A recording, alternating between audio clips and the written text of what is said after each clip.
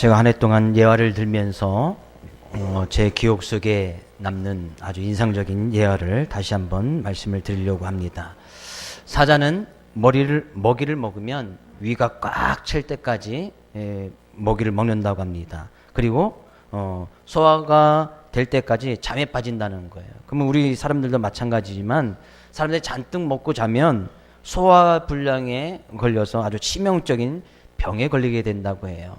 근데 사자는 소화 불량에 걸리지도 않고 치명적인 병에 걸리지도 않습니다. 잔뜩 먹어서 몇 시간이고 몇 날이고 이렇게 잠을 자게 되어지는데 그 사자가 소화 불량에 걸리지 아니하고 병에 걸리지 않도록 돕는 것이 바로 이제 똥파리랍니다. 똥파리.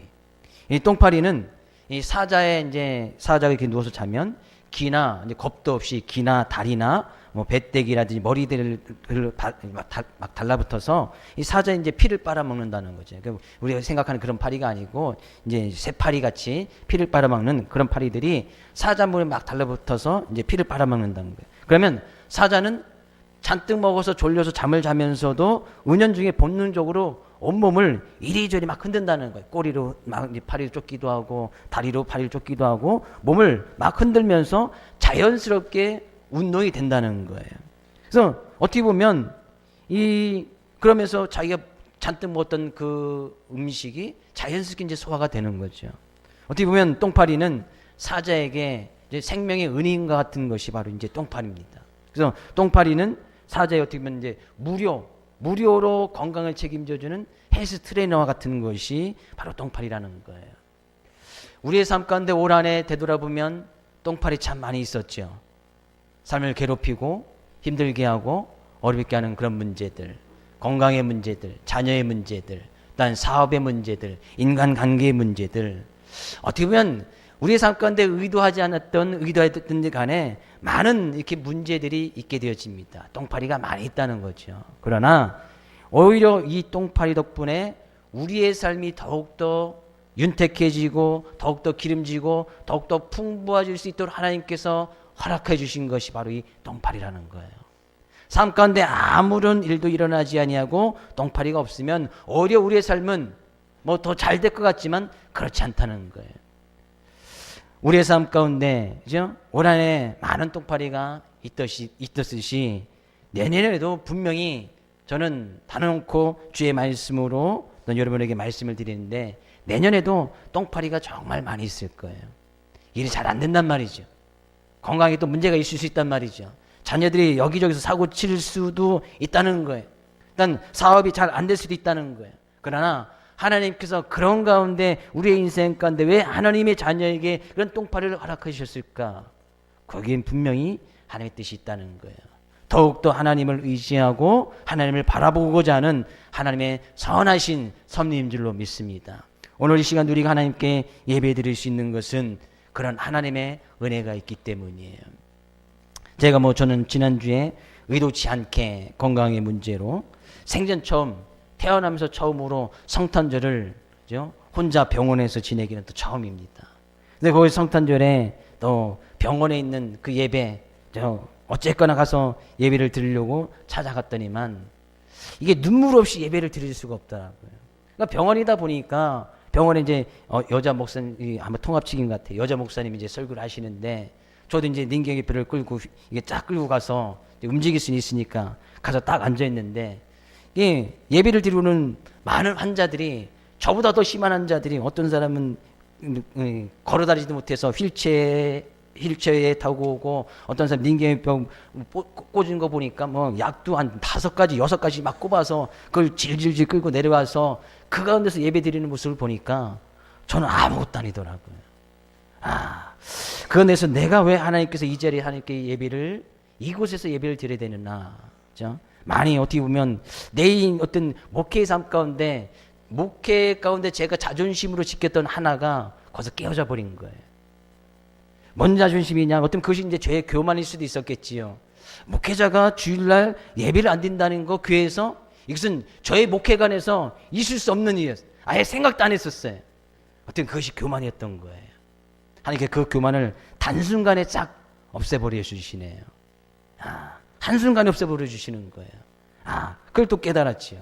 우리의 이 육체의 연약한 모습, 그죠? 우리의 눈에 보이지 않는 그 바이러스 하나 때문에, 그죠? 병원에 처음에 가면 의사들이 항상 겁을 주잖아요.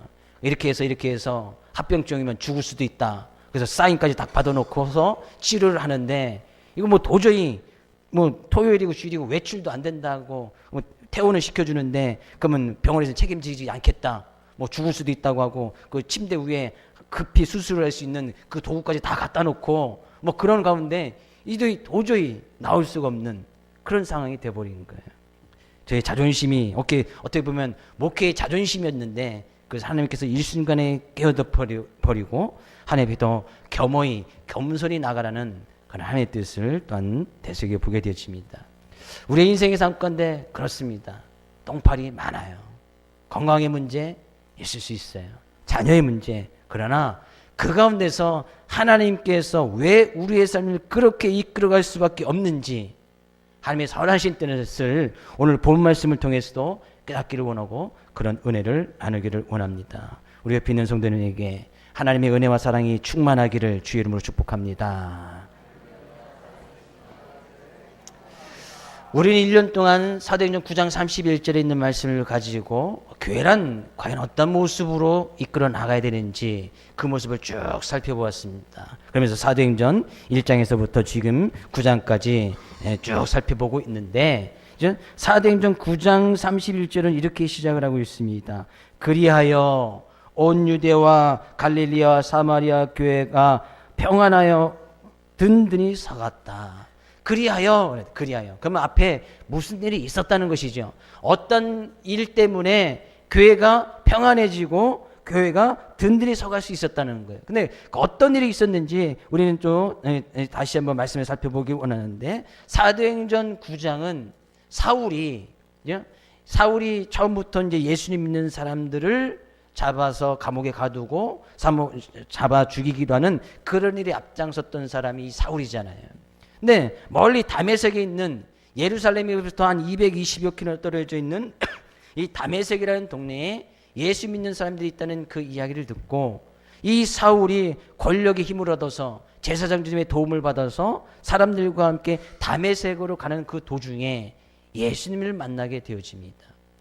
그 예수님을 만나게 되어지고 예수님의 소명을 얻게 되어지고, 그가 그 모습, 처음에는 다메섹에 예수 믿는 사람을 잡으러 갔지만 거기서 예수님을 만나게 되어서는 다메섹에 들어가서 3일 동안 보지도 못하고 먹지도 않고 마시지도 못하면서 거기서 그 가운데 지내게 되어지는 거예요. 네, 그 가운데서 아나니아라는 주님의 제자, 하나님께서 아나니아라는 제자를 통해서 사울이 지금 기도하고 있으니까 가서 그에게 기도해 주셔서 그의 눈을 뜨게 하고 그에게 소명을 허락해 줍니다. 그래서 이 아나니아라는 제자가 사울을 찾아가서 기도해 줬을 때에 그의 눈에서 비늘 같은 것이 벗겨지게 되어졌고, 그때 이제 사울이 소명을 받게 되어지는 거예요. 네, 그렇게 있으면서 오늘 19절 말씀은 사울이 다메섹에 있는 제자들과 함께 며칠 있을세.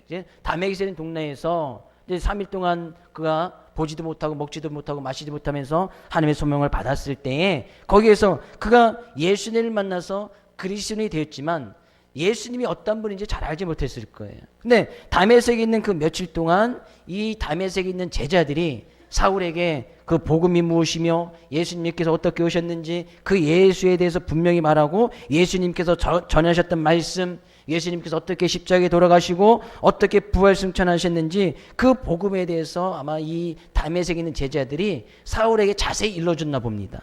그러니까 20절에 어떤 일이 일어나냐면 즉시로 각 회당에서 예수가 하나님의 아들이심을 전파하니, 그 복음에 사로잡혔던 이 사울이 그 복음의 은혜에 너무 감격스러워서 그가 다메섹에 있는 그 동네에서 예수가 하나님의 아들이시다 막 복음을 증거했다는 거예요. 근데 놀라운 일이 일어나요. 어떤 일이 일어납니까? 사울이 복음을 증거하는데 사람들이 믿어주나요? 안 믿어주나요? 아무도 안 믿어주는 거예요. 복음을 증거하고 그 예수님을 만나서 그 제자들에게 예수님에 관한 이야기도 듣고 복음에 대한 확실히 충만하여서 막 이곳저곳 다니면서 예수님은 하나님의 아들이시다 라고 막 복음을 증거했는데 아무도 사울의 이야기를 들어주지 않아요. 놀라운 일이지요. 우리는 사울이 어떤 사람인지 익히 성경을 통해서 알고 있습니다. 그가 나중에 변화받아서는 죽은 사람도 살리고, 그가 복음을 증거할 때 수많은 사람들이 회개하고 돌아오고, 그가 가는 곳곳마다 교회가 세워지고, 가는 곳곳마다 믿는 사람들이 더해지는 놀라운 역사가 일어났는데, 처음부터 사울이 그런 일을 감당했느냐? 아니더라는 거예요. 그가 복음을 증거했을 때 아무도 그의 말을 들어주지 않습니다. 당연하지요. 왜? 그가 다메섹에 올 때는 예수님 믿는 사람을, 대제사장의 힘을 입어서 예수 믿는 사람을 잡으려고 왔는데, 그가 며칠 있다가 곧 예수는 하나님의 아들이라 증거하니까 그 이야기를 누가 들어주겠느냐 이런 얘기예요. 복음을 아무리 선한 말이라도 할지라도 아무도 들어주지 않는 것을 보게 되어집니다. 나중에 뒷부분에 살펴보겠지만, 이 바울이 복음을 증거해서 바울의 메시지에 사람들이 회개하고 돌아오는 그 기간까지는 16년이라는 시간이 흐른 뒤에야 그런 일이 일어나는 거예요. 우리 이제 그 뒷부분을 좀 살펴보겠습니다. 그럼 우리는 이것을 통해서 알 수가 있어요. 또 바울이 복음을 증거하니까 사람들이 들지 않지요. 그러니까 사울이 거기서 포기했느냐? 아니에요. 21절 가니까 사울은 힘을 더 얻어 예수를 그리스도라 증언하니, 오히려 그럴수록 자기의 말을 들어주지 않을수록 힘을 더 얻어서 예수를 그리스도라 증언했는데, 다메섹에 있는 유대들이 오히려 당혹스럽고 오히려 그 이야기를 들어주지 않았다는 거예요. 그러니까 어떤 일이 일어났느냐? 23절에요. 여러 날이 지남에 유대인들이 사울을 죽이기로 공모하였다.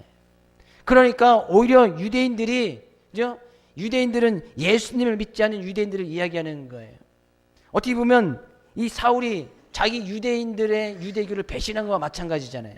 자기의 힘을 얻어서, 대제사장의 힘을 얻어서 믿는 사람을 잡으러 왔는데, 어느 순간 그가 이 예수님 만나서 변화받아서 예수님 믿는 그리스도인이 되어지고, 그리고 예수님은 하나님의 아들이라 증거하니까 유대교에 있는 유대인들 입장에서 보면 이 사울이 배신한 것과 마찬가지인 거예요. 그러니까 유대인들이 가만히 있을 수 없었습니다. 사울을 죽이기로 공모했다는 얘기예요. 사울을 죽이려고까지 했단 말이죠. 근데 사울은 거기서 포기하지 않습니다. 24절, 그 계기가 사울에게까지 알려지니라. 사울에게까지 자기를 죽이려고자 했던 그런 소식이, 사울을 자기가 알아보려고 해서 안 것이 아니고 그런 소식이 다 들려져 버렸단 말이죠. 오히려 자기를 죽이려고 하는 그런 이야기가 들려지는 거예요. 그러니까 거기에 다메섹에 있던 제자들이 이게 가만히 내버려두면 사울이 죽임을 당할 것 같거든요. 그러니까 밤에 몰래 성문에서 광주리로 이 사울을 달아내려서 사울을 피신시켰다. 이런 것이 이제 앞부분의 내용입니다. 사울이 아무리 복음을 증거했지만 아무도 믿어준 사람이 없었다. 우리는 여기에서 알 수 있는 한 가지 사실이 있습니다. 그리스도인이 된다는 것과 주님의 증인된 모습으로 산다는 것에서는 확연히 다른 모습이 있습니다. 분명히 사울은 그리스도인이었습니다. 왜? 예수님을 만났고 거기서 자기가 자복하고 회개하고 3일 동안 금식하고 또한 먹지도 않으면서 예수님을 받아들였고 제자들로부터 예수님에 관한 말씀을 듣게 되었습니다. 그렇죠? 믿음으로 주님 앞에 서게 되었단 말이에요. 그래서 우리는 그리스도인이라 이야기하지요. 그렇죠? 그러나 이 사울이 주님의 증인된 모습으로, 복음된 증인된 모습으로 살아가기 위해서는 한참 후에 16년에 지난 그 위에서 증인된 모습으로 살아갈 수 있었단 말이에요. 그러니까 그리스도인이 되는 것하고 내가 주님의 증인된 모습으로, 복음의 증인된 모습으로 살아간다는 것은 결코 같은 말이 아니라는 거예요. 우리는 예수님을 믿는 그 순간 그리스도인이 되어집니다. 예수님을 나의 인생의 구주로 고백하는 그 순간 우리는 하나님의 자녀가 되어지고 변화되어지는 삶의 모습으로 살아갑니다. 그렇다고 해서 그 사람이 당장 주님의 증인된 모습으로 복음을 증거할 때 사람들이 회개하고 돌이키고 그 말씀을 들어주느냐? 그렇지는 않더라는 거예요. 위대한 일을 행하였고 놀라운 일을 했던 이 사울도, 그죠? 수많은 기간이 거친 다음에 16년이란 그 세월, 사울이 다메섹에서 석에서 제자들을 위해서 피신을 가지만 그 다음에 이 사울이 어디로 갑니까? 26절에서요. 사울이 예루살렘에 가서 제자들을 사귀고자 하나. 바로 이제 다메섹에서 피신해서 예루살렘으로 바로 간 것처럼 성경은 기록하고 있지만 그렇지 않아요. 갈라디아에서 가서 보면 여기에는 이 사울이 다메섹에서 피신해서 아라비아 사막, 그러니까 사막 아무도 없는 그곳에 가서 3년의 세월을 지냈다고 이야기를 해요. 그러니까 다메섹에서 빛이 난 다음에 사람들이 별로 없는 아라비아 사막 지역에 가서, 그죠? 그곳에 가서 3년을 지내고, 3년 동안 이 사울이 뭘 했겠어요? 그죠? 거기서 뭐 경건 훈련을 받든지, 그가 이제 하나님의 때를 기다리는 그 3년이 지난 다음에 다시 예루살렘으로 갔단 말이죠. 근데 예루살렘으로 가서 사울이 뭐 했습니까? 제자들과 사귀고자 하고 그들과 함께 제자됨을 증거하면서 나가는데, 거기서도 예수님의 이름을 증거하고 나가지만 아무도 믿어주지 않는 거예요. 오히려 예루살렘에 있는 유대인들이 예루살렘에서도 사울을 죽이고자 하는 거예요. 성경에 가서 보면 그것에서 아마 이 예루살렘에 있는 그리스도인들과 친해진 다음에 성경은 한 15일 정도 이 바울이 복음을 증거했다고 이야기를 해요. 그러니까 예루살렘 성에서는 얼마가 있었는지 모르겠지만 그곳에 가서 제자들과 친해진 그 이후에 15일 동안 복음을 증거하는 그 가운데서 예루살렘에 있는 유대인들이 또 사울을 죽이고자 하는 거예요. 그러니까 이 형제들이, 예루살렘에 있는 형제들이 이 바울을 가이사랴로 보내고, 가이사랴에서 내가서 다소로 보냈다. 이 다소라는 것은 사울의 고향이거든요. 그래도 사울의 고향에 가면 사람들이 고향 사람이니까 사울은 죽이려고 하진 않을 거란 말이죠. 최소한 그가 예수님을 증거한다 할지라도 사울은 죽이려고 하지 않기 때문에 이 사울이 다소로 가요. 근데 이 다소에서 무려 이 사울은 13년이라는 세월을 보내는 거예요. 그러니까 이 다메섹에서 피신해서 예루살렘에 가기 전에 3년이 있었고, 예루살렘에서 또 복음을 전가하다가 그가 가이사랴로 가고 다소를 가서 다소에서 13년을 보낸 거예요. 근데 그 16년 동안 사울은 무엇을 했는지 성경은 기록하고 있지 않아요. 그러나 우리는 미루어 짐작할 수 있는 것이, 바울이 그리스도인이 되고 나서 그 이후부터는 이제 바울이 복음을 증거하고 다닐 때 놀라운 일이 일어나거든요. 16년 동안 이 사울은 과연 뭐 했을까? 그처럼 바울이 복음에 열정적으로 예수를 믿는 순간 복음을 증거했던 이 사울이 다소에 가서 거의 이제 집거 생활을 한 거예요. 밖에 나가지도 못하고 그 가운데서 13년, 고향에서 13년, 아라비아 섬에서 3년, 16년을 무려 그런 열정이 있던 사람이 아무것도 하지 아니하고 집안에서만 보냈단 말이에요. 어떻게 사울이 그런 16년이라는 세월을 인내하면서 기다릴 수 있었을까? 사도행전에 가서 보면 이 사울이 예루살렘을 떠나서 다소로 보내진 것이 주님의 명령임을 사울은 그렇게 고백합니다. 그러니까 자기가 예루살렘에서 떠나서 자기 고향 다소로 갈 수 있었던 것이 주님께서 그렇게 명령하셨기 때문에 자기는 다소로 갔다. 그렇다는 것은 뭐예요? 이 다소에서 다시 나와서 교회를 세우고 복음을 증거하는데 앞장서기 위해서는 주님의 명령이 있어야 이제 사울은 움직일 수 있는 거예요. 그러니까 무려 이 16년 다소에서 고향에서 13년 동안 머물러 있을 수 있었던 이유는 사울에게 주님의 명령, 주님의 말씀이 떨어지길 때까지 그는 기다리고 있었단 말이에요. 13년 동안 집거 생활하면서 어떻게 보면 많은 사람들에게 인생의 실패, 저 사람 실패한 사람이다. 일단 유대교를 배신하더니만 그리스도인이 되더니만 그 아무것도 하는 것이 없다. 무능하고 연약한 존재인 것처럼 여겨졌을지도 몰라요. 분명히 그랬을 거예요. 고향의 땅에 내려오더니 아무것도 하지 못하고 그 전에 힘도 있고 권력이 있어서 유대교의 열정이 앞장섰던 그 사람이 어느 순간 예수님 만났다고 하더니 정신이 오락가락하더니, 그죠? 그가 복음을 증거해도 믿어주지 아니하고 그 어느 누구도 사울의 편에 들이는 사람이 아무도 없었단 말이에요. 무려 13년 동안 그랬단 말이에요. 근데 그런 과정이 거치고 나서 이 사울이 바울이 될 수 있었고, 그가 그리스도인이 되고 나서 16년이라는 세월이 거치고 난 그 다음에 주님의 증인된 모습으로 살아갈 수 있었단 말이에요. 성경 가운데 나타나는 많은 믿음의 사람들을 보면 다 어떤 믿음의 실현의 과정이 다 있습니다. 과정이 다 있단 말이에요. 모세가 될 수 있었던 것은 광야에서 40년을 그가 홀로 주님의 말씀을 의지해서 40년을 보내네요. 다윗도 마찬가지고요. 또한 성경에 나타났던 믿음의 사람들은 더 말할 것도 없이 다 어떤 인내와 인고의 시간을 보냈고, 하나님의 말씀 앞에 철저히 자신을 내려놓는 그런 인내의 모습, 훈련받는 과정이 거친 그 다음에 믿음의 역사들이 나타났단 말이에요. 저는 우리에게 모든 성도님들이 그리스도인이 되는 것, 정말 내가 주님을 믿는 믿음의 고백이 있으면 그리스도인이 다 될 수 있어요. 내가 예수님 정말 주님의 하나님의 아들이시고 살아계신 하나님의 아들이시고 내 인생의 구주로 고백하는 그 순간 우리는 그리스도인이 되어집니다. 예수 믿는 사람이 되어진단 말이에요. 네, 우리는 거기서 머물러서는 안 된다는 거죠. 그리스도인이 되는 것하고 내가 주님의 증인된 모습으로 주님을 증거하는 삶의 모습하고는 차원이 다른 삶이에요. 네, 내가 정말 주님의 증인된 모습으로 살아가기 위해서는 하루아침에 되어지느냐? 아니더라는 거예요. 사울도요, 16년에 주님의 말씀이 떨어질 때까지 인내하면서 인과하는 그런 훈련의 과정을 거쳤다는 얘기예요. 그래서 교회에서 내가 증인된 증인의 모습으로 살아가기 위해서는 항상 훈련의 과정이 필요한 거예요. 말씀과 기도로 우리의 자신을 늘 훈련하고 말씀을 통해서 우리의 삶을 늘 주님의 뜻으로 정립해 나가는 그런 훈련의 과정, 교회 가운데 있는 제자 훈련을 통해서 그런 훈련의 과정을 통해서 제자는 무엇인지 또 배워나가고 그 가운데서 내가 참다운 제자의 모습으로 주님의 말씀 앞에 순종하며 나갈 수 있는 그런 훈련의 과정, 인내의 과정이 필요하다는 얘기예요. 왜 사울이 될 수 있었습니까? 자기의 인생을 다 책임져 주시는 주님을 믿었기 때문이 아니에요. 그러니까 16년을 기다린 거예요.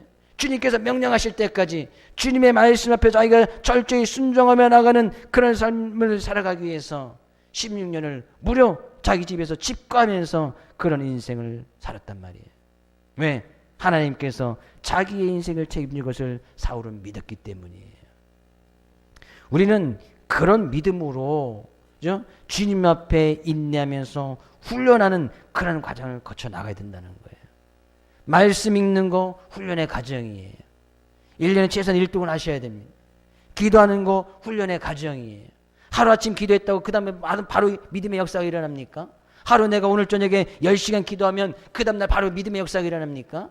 절대 성경은 그런 법이 없어요. 내가 오늘 하루 말씀을 하루 종일 읽었다고 해서 그 다음날 바로 역사가 일어납니까? 그렇지 않아요. 그런 일일 수가 없었어.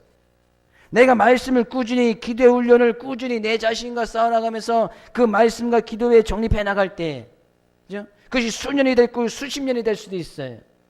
그럴 때 비로소 내가 증인된 모습으로 살아가고 주님께서 나의 인생의 모든 것을 책임져 주시기에 나의 삶을 주님께 온전히 의지하면서 나갈 수 있게 되어진단 말이에요. 우리 사랑하는 모든 성도님들이 그런 우리의 인생을 책임져 주시는 주님을 믿는 주님의 증인된 삶을 살아갈 수 있기를 주의 이름으로 축복을 드립니다. 우리의 삶 가운데 매사에 주님의 말씀을 쫓아서 살아갈 수 있는 사람이 누굽니까? 내 인생을 책임져 주시는 주님을 믿는 사람들은 아니에요. 내가 매 순간순간 먹든지 마시든지 무엇을 하든지 다 주님의 영광을 위해서 살아갈 수 있는 그런 사람이 누구예요? 내가 먹어도 주님께서 내 인생을 책임져 줄 것이고 마셔도 내가 내 인생에 주님께서 나의 인생을 책임져 주실 것이고 내가 행하는 그 모든 것 가운데 주님께서 나의 인생을 책임져 줄 것이라고 믿는 그 사람이 무엇을 하든지 간에 다 주님의 영광을 위해서 행하면서 나가는 거 아니겠습니까? 주님을 온전히 믿지 못하기 때문에 먹는 거 내 마음대로 먹는 거 아니에요. 주님을 온전히 믿지 못하기 때문에 거기에 내 뜻과 내 생각을 집어넣어서 내가 하고 싶은 대로 하는 거 아니에요. 주님의 말씀은 뒷전이고 내 뜻과 내 생각이 앞장서서 내가 하고 싶은 대로 먼저 하는 것이 우리의 연약한 인생의 그런 모습 아닙니까? 우리의 믿음의 핵심은 내 인생의 모든 것을 책임져 주시는 주님 앞에 내 모든 것을 내어 맡기는 거예요. 그럴 때 비로소 주님의 증인된 삶의 모습으로 살아갈 수 있다는 얘기예요. 옆에 있는 성도에게 우리 주님의 증인된 모습으로 살아갑시다. 반대편에 계신 분에게 우리의 인생을 책임져 주시는 주님만을 온전히 믿읍시다. 그래서 이제 31절이 이어지는 거예요. 그리하여 어떻게 해서요? 어떻게 해서 사울이 사울됨을 바울이 되기 위해서 어떻게 보면 그가 가는 곳곳마다 복음을 증거할 때 사울을 죽이려고 하고 예루살렘에도 죽이기도 하고 사울이 다수에 내려가서 13년 동안 집거 생활하고 있었단 말이에요. 그러면 우리가 30절하고 앞뒤 문장이 좀 잘 안 맞는 것을 보게 되었죠. 30절, 형제들이 알고 가이사랴로 데리고 내려가서 다수로 보내니라. 다수에 가서 사울은 아무것도 하지 않았어요. 13년 동안 무려 그냥 집에서 그냥 집거생을 했단 말이에요. 거기서 무엇을 했는지 성경은 아무것도 기록하고 있지 않아요. 왜? 그거 한 일이 없으니까. 기록하고 있지 않단 말이에요. 근데 31절은 이렇게 이야기하는 거예요. 그리하여 온 유대와 갈릴리와 사마리아 교회가 평안하고 든든히 서갔다. 앞뒤가 좀 문맥이 잘 맞지 않지요.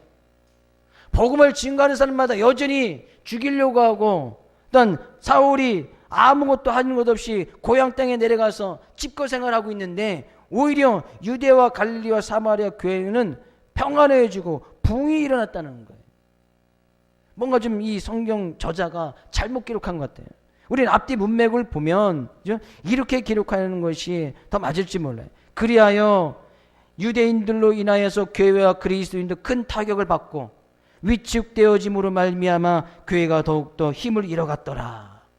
이렇게 해야지 좀 문맥이 맞는 거 아니에요?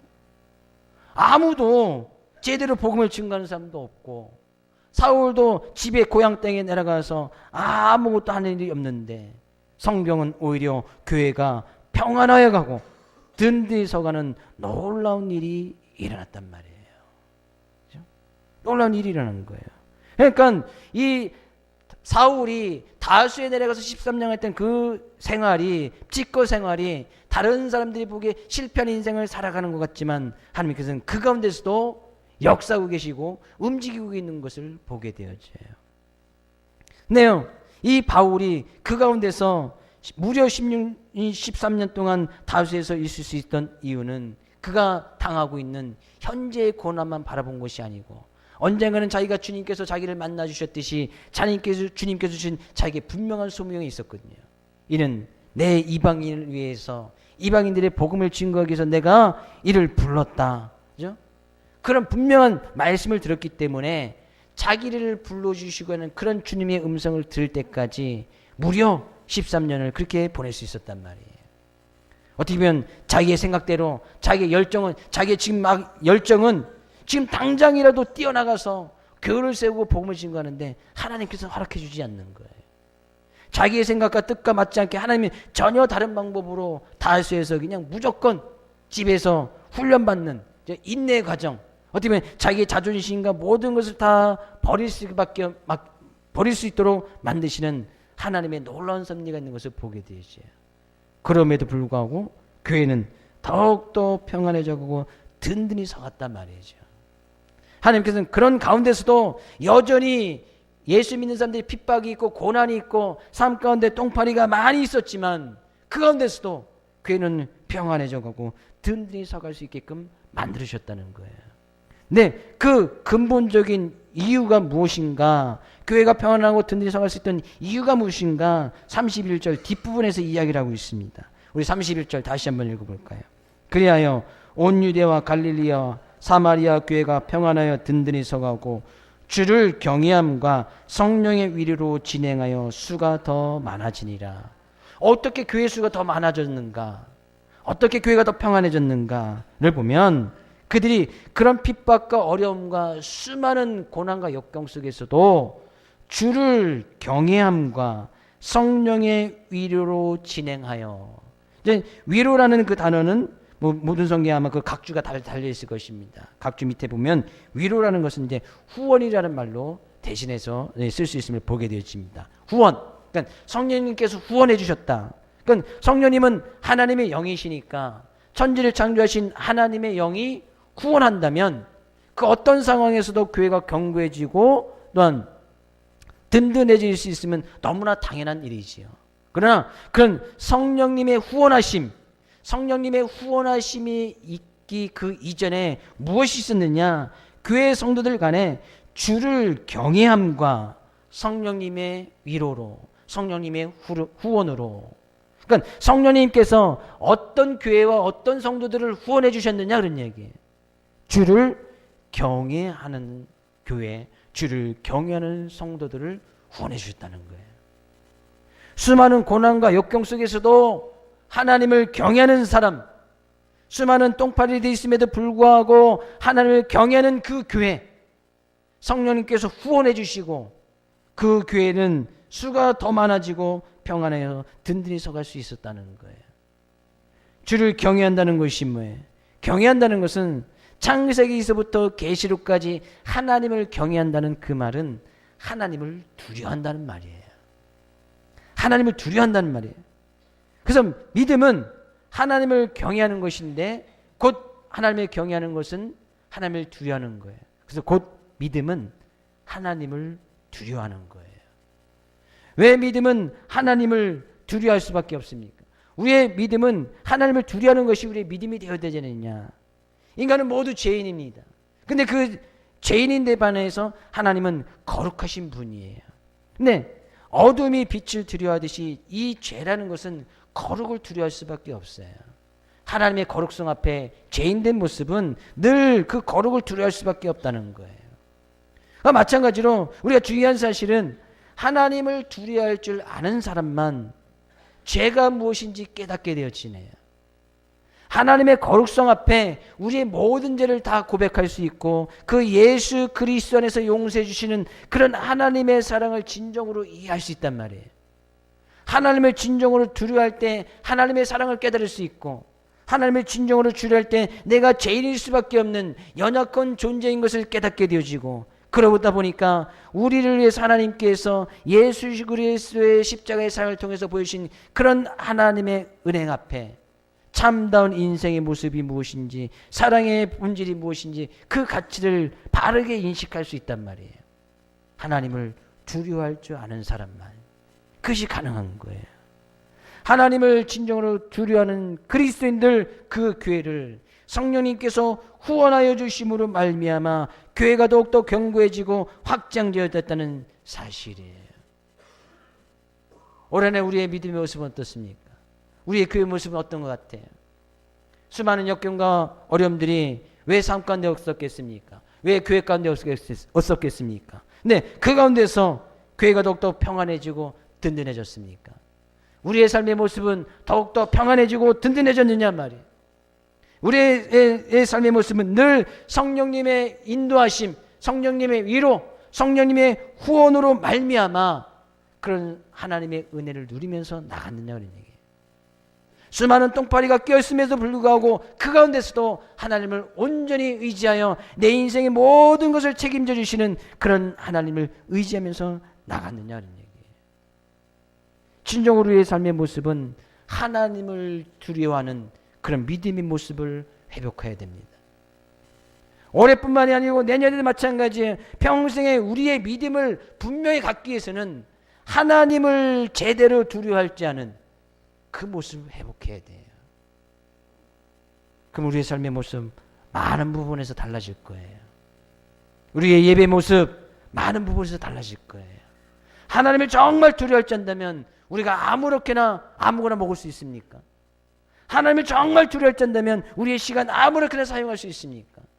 하나님을 정말 두려워할 줄 안다면 우리가 말씀 없이 은혜 없이 주님의 그 크신 십자가의 사랑 없이 살아갈 수가 있습니까?